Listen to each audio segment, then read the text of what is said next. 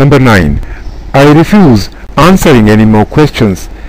মানে আমি আর কোনো প্রশ্নের উত্তর দিতে পারবো না। প্রশ্ন যদি তুমি জিজ্ঞেস করো তাহলে আমি তোমাকে বলতে পারি আমি তোমার আর কোনো প্রশ্নের উত্তর দিতে পারবো না, কিংবা হয়তো আমাকে জিজ্ঞেস করছো যে আরো ওরা প্রশ্ন করবে তোমাকে, তুমি এখানে এলে কেন, তো বলছে যে আমি আর কোনো প্রশ্নের উত্তর দিতে পারবো না, তুমি কথা ওদেরকে বলে দাও। I refuse to answer any more questions, এখানে আমরা লক্ষ্য করে দেখবো টু আনসার হচ্ছে।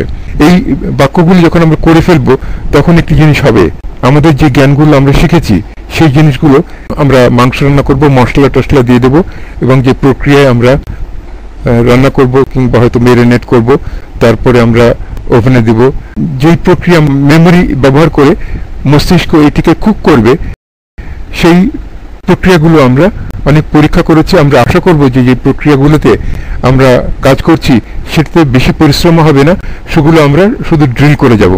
বাচ্চারা যেভাবে শিখে যায় সেরকম আমরা নিয়মগুলো তো শিখেই ফেলেছি, তো মস্তিষ্কের মধ্যে যা হবার মনের মধ্যে হবে, সেটি নিয়ে এত বেশি ভাবতে হবে না।